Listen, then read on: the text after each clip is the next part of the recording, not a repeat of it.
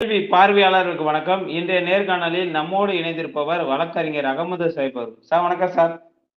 வணக்கம் சார், சமீபத்துல உதயநிதி ஸ்டாலின் அவர்கள் பேசிய சனாதனம் குறித்த கருத்து இந்தியாவில் பேசப்பட்டது. தற்போது அவர்கள் ராமர் கோவில் கட்டக்கூடாதுன்னு சொல்லல, பள்ளிவாசல் இடிச்சிட்டு ராமர் கோவில கட்டாயம்னு சொன்னோன்னு ஒட்டுமொத்த பாஜகவினரும் உதயநிதி ஸ்டாலின் அவர்களுக்கு எதிர்ப்பு தெரிவிச்சுட்டு வராங்க. இந்த சம்பவத்தை எப்படி பாக்குறீங்க? நானும் பார்த்தேன். திரு உதயநிதி ஸ்டாலினுடைய கருத்து மிகச் சரியான கருத்து. ஏனென்று சொன்னால் கலைஞர் அவர்கள் கூட இதே போன்றுதான் பதில் சொன்னார்கள். அவர்களுக்கு மத நம்பிக்கை அவர்களுக்கு பெரியது, அதில் நாங்கள் கருத்து சொல்ல வேண்டிய அவசியம் இல்லை. நாங்கள் ராமரை பத்தியும் பேச வேண்டியது, கிருஷ்ணனை பத்தியும் பேச வேண்டியதில்லை. அவங்க மதத்தை பின்பற்றுவாங்க. ஆனால் மசூதியை உடைத்தது ஏன் என்றுதான் கலைஞர் கேட்டால், அதே மாதிரி கலைஞருடைய பேரர் உதயநிதியும் கேட்டிருக்கார். மசூதியை உடைத்து விட்டு அங்க ராமர் கோவில் கட்டினதான் நாங்க விமர்சனம் பண்றோம். மற்றபடி ராமருக்கு எதிரான ஆட்களோ அந்த கொள்கைக்கு எதிரான அவங்க அதை பத்தி ஒன்றுமே வாய் திறக்கல. அது எங்களுடைய அவசியமும் இல்லை. அரசியல் என்பது வேறு, மதம் என்பது வேறு என்பதை தெளிவாக சொல்லியிருக்கிறார். இதுக்கு என்ன சாணக்கியனுடைய பாண்டேவுடைய குடிப்பியா ஓவரா ஆடி இருக்குன்னு தெரியல எனக்கு. மாரிதாஸ் அந்த ஆளு சங்கீதனை நீட்டி முழங்கியிருக்கிறாப்ல.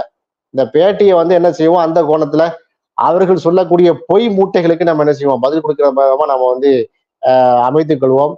இரவு 12:30 மணியை தாண்டி விட்டது.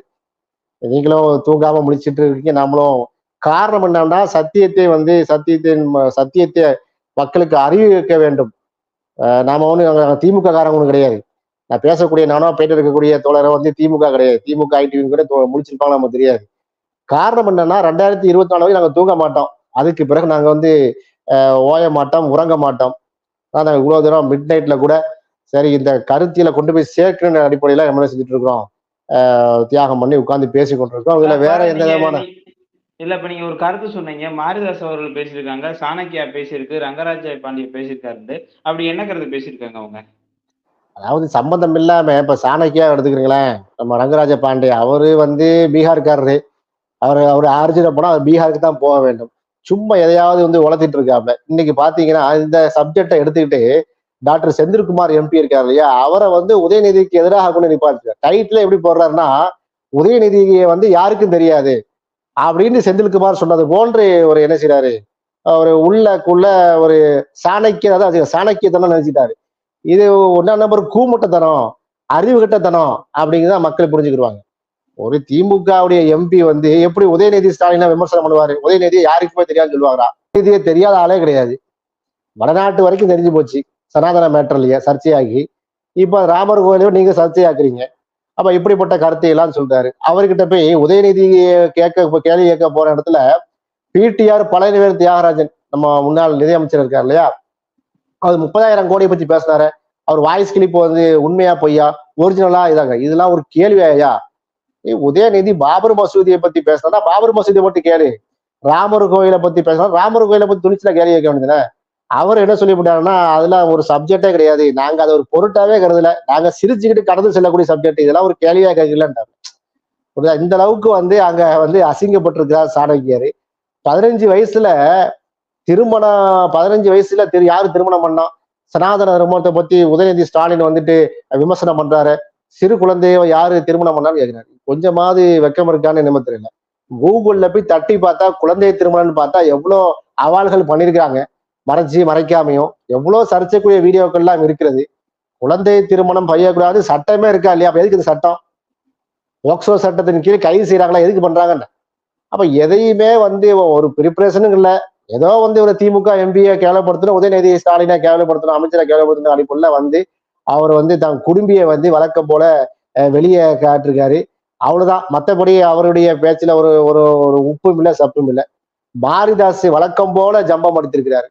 சம்பந்தம் இல்லாம உளறி கொட்டி தன்னுடைய இந்துத்துவ வெறிய நினைச்சிருக்காரு, கொட்டியிருக்காரு. அதுல என்னன்னா நிறைய விஷயங்கள் நம்ம பேசக்கூடிய விஷயங்கள் நிறைய இருக்கு. தமிழ்நாட்டு அரசியல் தலைவர்கள் பல்வேறு தலைவர்கள் ராமர் கோயில் விவகாரத்தை பேசுறாங்க, பாபர் மசூதி விவகாரத்தை பேசுறாங்க. ஆனா உதயநிதி ஸ்டாலின் அவர்கள் தொடர்ந்து திட்டமிட்டு தாக்கப்படுவது என்னங்க? காரணம் என்னன்னா, ஒரு ஆரிஜின் இல்லாம போய்விடும், திமுக அழிந்து விடும் என்று நினைத்தார்கள்.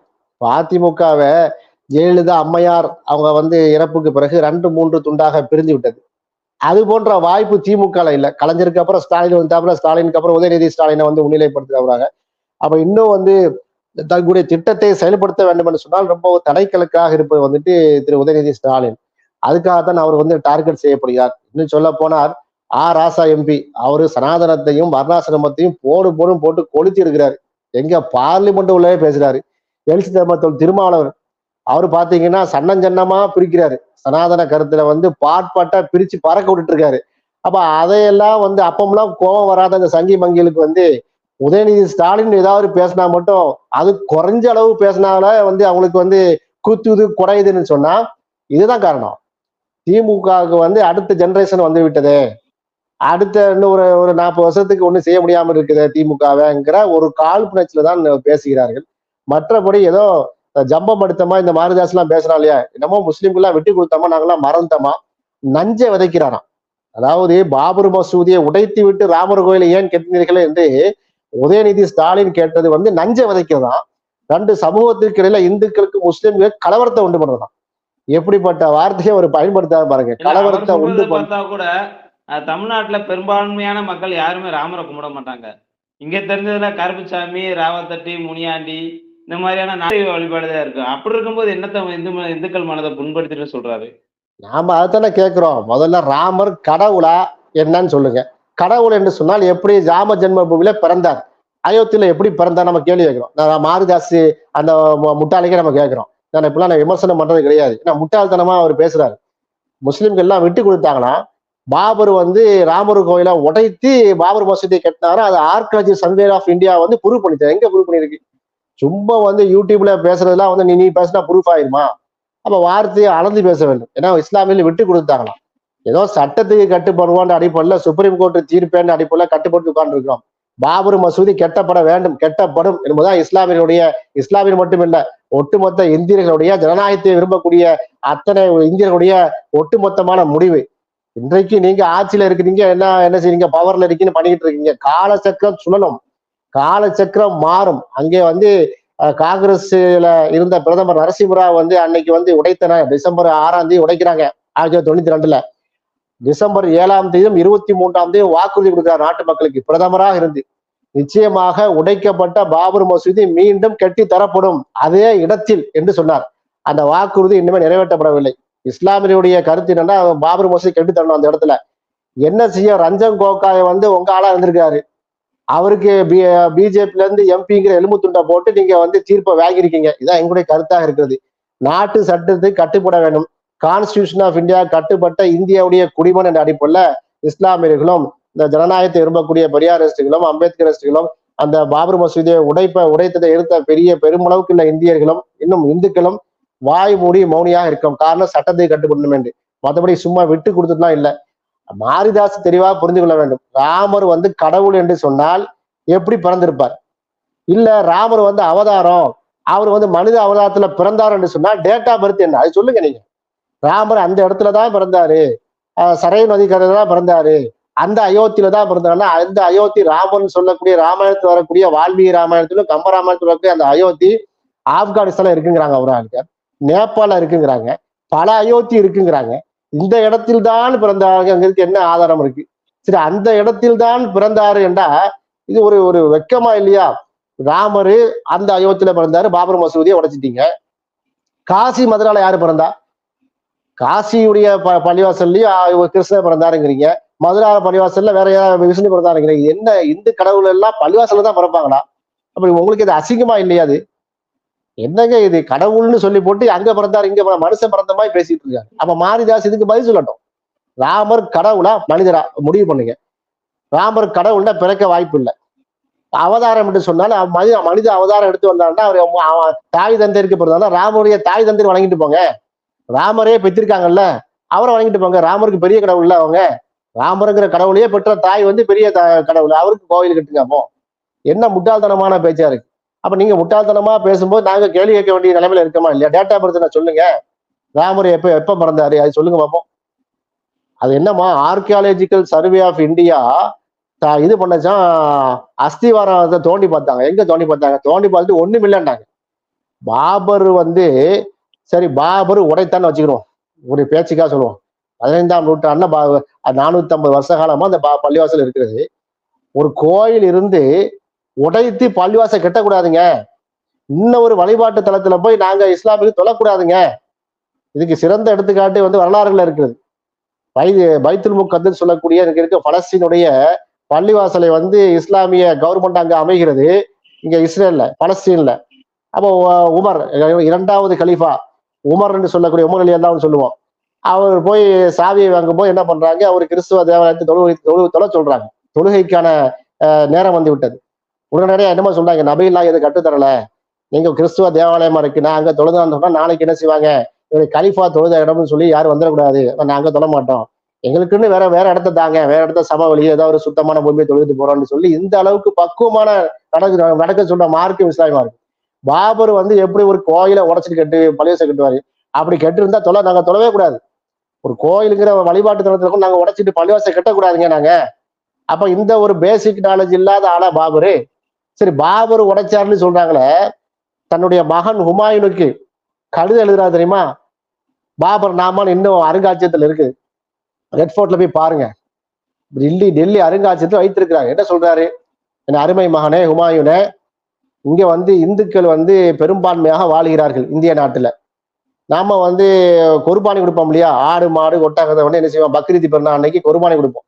குர்பான்னா அறுத்து பழிகிறது. நீ மாட்டு இறைச்சியில சாப்பிட்றாத, மாட்டுகளை வந்து பழியிட்டுறாத, இந்துக்களுடைய மனசு புண்பட்டுங்கிறார். இன்னும் எழுதியிருக்காரு. அப்படிலாம் ஒண்ணு கிடையாது. மாடுகள் வந்து இந்துக்கள்ல எல்லாரும் சாப்பிடக்கூடியதுதான். இந்துக்கள் நிறைய மாடை சாப்பிடதான் செய்யறாங்க. ஒரு சில ஆட்கள் மாடை தெய்வமா கருதுகிறார்கள். அதை கூட பாபர் என்ன செய்யறாரு, புண்பட்டு விடுமோ என்று சொல்லி நீ மாட்டை அறுத்துறாருங்கிறார். அந்த அளவுக்கு ஒரு மென்மையான போக்கை கையாண்டவர் வந்து இந்த ஹுமாயூன் பாபர். சரி, பாபர் உடைச்சாருல்ல, இந்த ஹுமாயூன் ஆட்சி காலத்திலயோ பாபர் ஆட்சி காலத்திலயோ உடைத்தோட யாரும் கலகம் பண்ணாங்களா?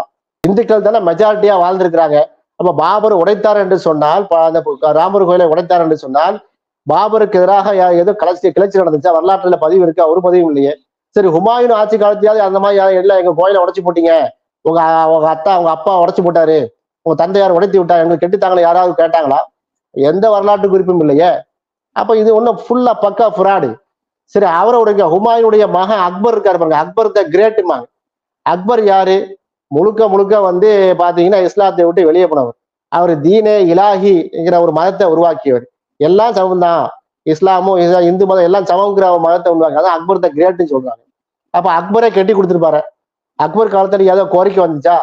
அப்ப இதையெல்லாம் மாரிதாஸ் வந்து என்ன செய்யணும், அது 150 காலமா அந்த பேச்சு இருக்குதான். 450 காலம் வரலாற்று சிறப்பு பாபர் மசூதி, நீ 150 காலம் எப்படி பேசுவே நீ?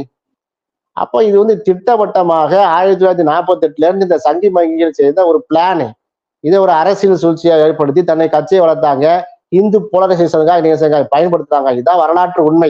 ஆர்கியாலஜி சர்வேலா இந்தியாலாம் வந்து என்ன செய்யல, ப்ரூஃப்லாம் பண்ணல. அந்த வழக்குடைய 1000 பக்கம் கொண்ட அந்த வழக்கை நீங்க ஃபுல்லா தீர்ப்புரையை படித்து பாருங்க, அது என்ன இருக்கும். வழக்குரையை படிச்சாங்களா இல்லையா, தீர்ப்பை படிச்சு பார்த்தோமா இல்லையா? அப்ப இதெல்லாம் பாத்தீங்கன்னா உதயநிதி ஸ்டாலின் வந்து சொல்லிவிட்டார். அத உண்மையை வந்து இப்ப எல்லாரும் இப்ப பேசுறோம்ல, அமைச்சர் உதயநிதி ஸ்டாலின் பேசவில்லை என்று சொன்னா இந்த கருத்தை பேசுவோம் நம்ம. அவர் ஒரு 2 நிமிஷம் பேசிட்டு போயிட்டாரு. நாங்கள் வந்து பாபர் மசூதியை உடைத்து விட்டு ராமர் கோயில் கிட்டதான் நாங்க தடை என்று சொல்லிடுறோம், அது சரியில்லை, எங்களுக்கு உடன்பாடு இல்லைன்னு சொல்லிடுறோம். நீ ராமரை வச்சு கும்பிட்டுக்கோ, நீ என்ன கோயில் கட்டுக்கோ, எங்களுக்கு வந்து மதத்துல தலைவிட மட்டும் சொன்னதுனாலதான், இது சர்ச்சையாக்கப்பட்டதுனாலதான் இவ்வளவு உண்மையை நம்ம பேச வேண்டியது. அதனால வந்து மாரிதாசு போன்ற சங்கி மங்கிகள் வந்து உங்க ஏற்கனவே உங்க முகத்திரையை நிறைய வந்து சிறப்பா கிழிச்சு முடிச்சிட்டோம் பெரியார் மண்ணில். திரும்ப நீங்க வந்து என்ன செய்வீங்க, பாபர் மசூதி விஷயத்தை கையில எடுத்து அசிங்கப்படுத்திட்டு கிடக்காங்க, தேவையில்லாம விமர்சனம் பண்ணிட்டு இருக்காங்க. கோர்ட்டே வந்து தீர்ப்பு கொடுத்துட்டாங்களா, அங்க வந்து ராமர் கோயில் தான் இருந்துச்சுன்னு சொல்லி, அப்ப விட்டு கொடுக்கறது சரிதானே? உதயநிதி இப்படி பேசக்கூடாதுல்ல. இல்ல கோர்ட்ல வந்து ராமர் கோயில் இருந்ததெல்லாம் தீர்ப்பு கொடுக்கவில்லை. அது கோர்ட்டுடைய என்னன்னா, அங்கே ராமர் கோயில் இருந்தது என்று பெரும்பான்மையான இந்துக்களுடைய நம்பிக்கையாக இருக்கிறது, அப்படிதான் வாசகம் இருக்குது. அங்க ராமர் கோயில் இருந்தது, அது பாபர் வந்து உடைத்தார், இது இந்த மாதிரி ப்ரூவ் பண்ணப்பட்டிருக்கிறது. அந்த பாபர் மசூதிக்கு கீழே இருந்த அந்த சுவர்கள் அதை சொல்லுகிறது, அதுக்கு கீழே கோயில் தான் இருந்தது, இப்படிலாம் ஒண்ணு சொல்லல. ஆர்கியாலஜி சர்வே ஆஃப் இந்தியா தோண்டி பார்த்துருக்குது, அது ஒரு கட்டிடம் இருந்ததாக சொல்கிறது. ஆனா அந்த கட்டிடம் ராமர் கோயில் இருக்கிறதுக்கு என்ன செய்யல, ப்ரூஃபாக வராது, அப்படிதான் இருக்கு. அப்ப இது மத நம்பிக்கையின் அடிப்படையில கொடுக்கப்பட்ட ஒரு தீர்ப்பு தானே தவிர சயின்டிபிக் எவிடன்ஸ் வச்சோ ப்ரூஃப் வச்சோ பண்ணல. அது தப்பா என்ன செய்யறாரு சங்கி மங்கி மாரிதாஸ் வந்து சொல்லி கொண்டிருக்காரு. கோர்ட்டுடைய தீர்ப்பு சொன்ன ரஞ்சன் கோகா எங்க இருக்காரு, இப்போ பாஜகவுடைய எம்பியாக இருக்கிறார். அப்ப அந்த தீர்ப்பு என்ன, எந்த மாதிரியான தீர்ப்புங்கிற நீங்களே என்ன செய்யணும், பொதுமக்களுடைய பார்வைக்கு நம்ம வந்து விட்டு தள்ளுறோம். அதனால உதயநிதி ஸ்டாலின் அமைச்சர் வந்து கோர்ட்டுக்கு தீர்ப்புக்கு எதிரான ஒண்ணு பேசல. மக்களுடைய மனநிலைமை புரிந்து கொண்டு நீதியின் பக்கம் நின்று உண்மையை உரத்து சொல்லியிருக்கிறார். அதனால நாங்க வந்து உதயநிதி ஸ்டாலின் அவருடைய கருத்துக்கு நாங்க வரவேற்கிறோம், வாழ்த்து தெரிவிக்கிறோம். இன்னும் அவர் என்ன செய்யணும், பாபர் மசூதி உடைக்கப்பட்டது வந்து தப்புதான். அது வந்து இப்ப நம்ம பேசுறோம்ல, இந்த விஷயங்களை எல்லாம் பொது மேடையில வந்து அவர் தெளிவாக வந்து பேசணும். அதுக்காக நாங்க என்ன செய்யறோம், அந்த அடுத்த ராத்திரி நைட்டு 1 மணிக்கு உட்கார்ந்து பேசிட்டு கொண்டிருக்கிறோம். அதனால கோர்ட்டுக்கு எதிராக பேசல, வழக்குடைய தீர்ப்புக்கு எதிராக பேசல. ரத்த ஆற ஓட்டுனது அத்வானி, முரள மனோகர் ஜோஷி, உமா பாரதி போன்ற சீனியர்கள். இன்றைக்கு அவர்களையே இப்ப புதிய ராமர் கோயிலை கட்டி வச்சுக்கிட்டு உள்ள போக முடியாம இருக்குது. மோடிக்கும் யோகிக்கும், உத்தரப்பிரதேச சீஃப் மினிஸ்டர் முதல்வர் யோகியே உள்ள போக முடியாது போல தெரியுது. அவருக்கு எதிராக இப்ப இன்னைக்கு ஒரு வழக்கு தொடர்ந்திருக்காங்க அலகாபாத் நீதிமன்றத்துல. மோடியும் வரக்கூடாது, யோகியும் வந்து உள்ள வரக்கூடாது, பிரதமரும் வரக்கூடாது, யூபி உடைய முதலமைச்சரும் இந்த ராமர் கோயிலை திறப்புக்கு வரக்கூடாதுன்னு சொல்லி இன்னைக்கு ஒரு ரிட் பெட்டிஷன் தாக்கல் பண்ணிக்கிறாங்க. இந்த அளவுக்கு கேவலமா இருக்கு. இன்றைக்கு வந்து ராமருக்கு வந்து பூஜை செய்ய போயிடும் சொல்லி மோடி கிளம்புனாரு.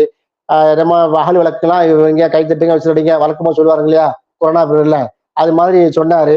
இன்னைக்கு சங்கராச்சாரியார்கள் சம்மட்டி அடி கொடுத்துருக்க, நீ உள்ள வரக்கூடாது, நீ சூத்திரம் தான், நீ வந்து என்ன செய்யக்கூடாது, பிரதிஷ்டை எல்லாம் பண்ணக்கூடாது, உனக்கு அந்த தகுதி கிடையாது அப்படின்லாம் சொல்லியிருக்கிறாங்க. இன்னும் ராமர் கோயிலை கெட்டி முடிக்கப்படலைங்க, இன்னும் நிறைய வேலைகள் பெண்டிங் இருக்கு. இது 2024 நாடாளுமன்ற தேர்தலுடைய பிரச்சாரத்துக்காக பண்றாங்க. பாத்தீர்களா, நாங்கள் வந்து பொது சிவில் சட்டத்தை தவிர மற்ற எல்லாம் பண்ணிட்டோம், ராமர் கோயிலை கெட்டி முடித்து விட்டோம், காஷ்மீருக்குரிய சிறப்பு அந்தஸ்து 370 பிரிவை நாங்க நீக்கி விட்டோம், அடுத்து நீங்க ஓட்டு போட்டீங்கன்னா நாங்க பொது சிவில் சட்டத்தை கொண்டு வருவோம்னு சொல்லி இந்துக்களை ஒன்றுபடுத்துறாங்க. முட்டாள்தனமா ஓட்டு போடுறவங்க நினைச்சிட்டு இருக்காங்க. ஆனா இந்த டைம் அப்படி முட்டாளாகிறதுக்கு சான்ஸே கிடையாது. வடநாட்டிலேயே வந்து பாஜக மோடிக்கு மிகப்பெரிய எதிர்ப்பு இருக்கிறது. அதனால அந்த எதிர்ப்பு உணர்வு வந்து அந்த கோர் சப்ஜெக்ட்ல என்ன டச் பண்றாரு உதயநிதி ஸ்டாலின். அதனால இவங்களுக்கு எல்லாம் வரைஞ்சுக்கிட்டு என்ன செய்றாங்க, கோவப்படுறாங்க. இதுதான் மேட்ரு. இந்த ராமர் கோவில கூட ஏதோ சர்ச்சையான்னு சொல்றாங்க, இந்த தூரமா தள்ளி வச்சுக்கலாம் சொல்றாங்க. அதை பத்தி நம்ம என்ன செய்ய வேண்டியிருக்கு, பேச வேண்டியிருக்கு. ராமர் கோயில வந்து பாபர் மசூதி இடித்த இடத்துல கட்டாம ஒரு 2 கிலோமீட்டர் தள்ளி கட்டுறதுனால ஒரு சர்ச்சை இருந்திருக்கு. இதே உண்மைத்தன்மை. அது என்னன்னா, அது வந்து அது ராமர் ஜென்ம பூமின்னு சொல்லி அவங்க அடிக்கல் நாட்டும் போதே இந்த பிரச்சனை வந்துச்சு. இப்ப அதை என்ன சொல்றாங்கன்னா, திமுகவுடைய ஐடி விங்கு தான் பரப்பி விட்டுருக்கிறாங்க. ஏக்கர் லேண்ட்ல வந்து இப்ப என்ன சொல்ற 60 ஏக்கருங்கிறாங்க, 100 ஏக்கருங்கிறாங்க. ராமர் கோயில் கெட்டிருக்காங்களே, அவருடைய முழுமையான பணப்பளவு வந்து கிட்டத்தட்ட 100 ஏக்கர் வரைக்கும் இருக்கும், 60 ஏக்கர் வரைக்கும் இருக்கும்னா பலதரப்பட்ட செய்திகள் வருகிறது. பாபர் மசூதி இருந்து 2.25 ஏக்கர் தானப்பா. 2.25 ஏக்கர்ல வந்து எப்படி 60 ஏக்கர், 50 ஏக்கர், 40 ஏக்கர், 30 ஏக்கர் எப்படி விரிஞ்சிட்டு வருதா அது? அப்ப அறிவுக்கு பொருத்தம் இல்லாம அவர்களே பல கருத்துன்னு சொல்றாங்க. இப்ப எத்தனை ஏக்கர் லேண்டு வந்து அந்த ராமர் கோயிலுடைய வளாகம்ங்கிறதே வந்து அவர்களே வரையறுத்து சொல்ல முடியவில்லை. இப்போ வந்து 2 கூகுள்ல 2 இமேஜை போட்டிருக்காங்க. பாபர் மசூதி இருந்த இடம் இந்த இருக்கு, இருந்த பாபர் மசூதி உடைக்கப்பட்ட இடம் இந்த இருக்குது, ராமர் கோயில் கட்டின இடம் இந்த இருக்கு. 2 கிடைப்பட்ட இதுக்கு வந்து சில சொல்றாங்க 1 கிலோமீட்டர்ங்கிறாங்க, 3 கிலோமீட்டர்னு சொல்றாங்க. நாம என்ன சொல்றோம், எத்தனை கிலோமீட்டரா இருந்துட்டு போகுது? பாபருடைய மசூதி, பாபர் கட்டின மசூதிக்கு கீழே தான் ராமர் பிறந்தார், அதுலதான் ராமர் பிறந்தாரு இது சொல்லித்தான் மசூதியை உடைத்தார்கள். அவன் மசூதியை உடைத்து விட்டு தான் வந்து ராமர் கோயிலை கட்டிருக்காங்க. நாங்க மசூதிக்கு கீழே வந்து ராமர் கோயில் இல்லைன்னு சொல்லிக்கிறோம். தோண்டி பார்த்துருவோங்கிற ஒரு ஜேசிபியை வைத்து உண்மையிலேயே இப்ப ராமர் கோயில் கட்டிருக்காங்க இல்லையா, அதுக்கு கீழே பழைய ராமர் கோயில் இருக்கான்னு தோண்டி பார்த்துருவோமே. ஏன் இவ்வளவு சர்ச்சை, இவ்வளவு சவால் எதுக்கு மாறுதாஸ் சொல்றாரு? ராமர் கோயிலுக்கு கீழே வந்து பாபர் மசூதி கரெக்டா தானே கட்டிருக்காரு. அந்த பாபர் மசூதியை உடைத்தி விட்டு தானே நீங்க திரும்ப ராமர் கோயில் கட்டிருக்கீங்க. இப்போ ஒண்ணு கெட்டு போகல, பூமியில தான் அந்த இடம் இருக்குது. ஜேசிபி தோண்டி காமிச்சிருங்க, ஒரு 50 அடி தோண்டி பாருங்களேன் பவுண்டேஷனை. இப்படிதான் சொல்ல வேண்டியிருக்கிறது. அப்ப என்னன்னு சொன்னால் எதையாவது அது மட்டும் இல்ல, 40,000 பள்ளிவாசலுக்கு இடிக்கப்பட்டிருக்கான். அதாவது 40,000 கோயில் இடிக்கப்பட்டிருக்கான் இந்தியால. அதனால எல்லாத்தையுமே கேட்கலையா. பாபர் மசூதி உடைச்சி விட்டு ராமர் கோயில் கட்டியாச்சான். ஆனா காசி மதுரா வேணுமா? இப்படி அட்டவர்த்தனமா வந்து பச்சை அயோக்கியத்தனமா வந்து மாரிதாஸ் போன்ற சங்கி மங்கில் பேசுறாங்கன்னா இந்த நாட்டை வந்து இவர்கள் வந்து சுடுகாடாக்கிறாங்க. நாட்டுடைய பொருளாதாரத்தை மேம்படுத்துற எந்த பிரச்சனையும் கிடையாது, அவங்களுக்கு எந்த விதமான கவலையும் கிடையாது. மக்களுக்கு கல்வியில முன்னேற்றமே எந்த மேட்டர். இப்ப நாட்டுல கோயில் கட்டுறதா மேட்டர். என்னென்ன பள்ளிவாசல இடிக்கலாம், எங்கெங்க கோயில் கட்டலாம், இது இப்படி போனா உருப்படுமா நாடு? நாட்டுடைய பொருளாதாரத்துல சயின்டிபிக் அட்வான்ஸ்மெண்ட்ல நாடு போயிட்டு இருக்குன்னா அதுக்கு உந்துத சக்தியா இருக்கக்கூடிய வரக்கூடிய ஜெனரேஷனுக்கு வந்து கல்வியில வந்து செய்யணும், ஊட்டம் போட்டுக்கிட்டே இருக்கணும். இப்ப இருக்கக்கூடிய சயின்டிஸ்ட் இருக்காங்கன்னா அடுத்த லெவல்ல நம்ம ஆட்களை உருவாக்கி கொண்டு இருக்கணும். அப்பதான் நாடு முன்னேற்ற பாதையில போகும். பொருளாதார வளர்ச்சியை நம்ம விவசாயத்தை நம்ம கவனிக்கணும்.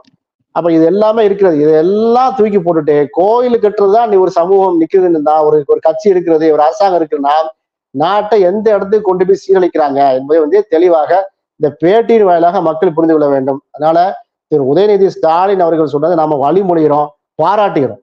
உண்மையிலேயே வந்து பாபர் மசூதியை உடைத்து விட்டு கோயில் கட்டதை ஒட்டுமொத்த இந்தியர்களும் இந்து சமூகமே ஒத்துக்கொள்ளவில்லை. ஒரு ராமர் வந்து ஒரு சமாதானவாதத்தின் தூதுவராக பாக்குறாங்க. அவங்க கூட வந்து ஒரு கோயிலை, ஒரு மசூதி இடித்து விட்டு, ஒரு பள்ளிவாசல்ல முஸ்லிம்களுடைய பள்ளிவாசலை இடித்து விட்டு, இத்தனை மக்களை கொன்றொழித்து விட்டு, முஸ்லிம்களை கலவரம் செய்து கிராம கிராமமா பூண்டோட ஒழித்து விட்டு, இரத்த ஆறை ஓட்டி விட்டு, அதுக்கு பிறகாப்பா அந்த ராமர் கோயிலை கட்டணும் என்றுதான் நடுநிலையான இந்து சகோதரன் வந்து நினைத்துக் கொண்டிருக்கிறான். இதுதான் உண்மை நிலை. நன்றி சார். நன்றி.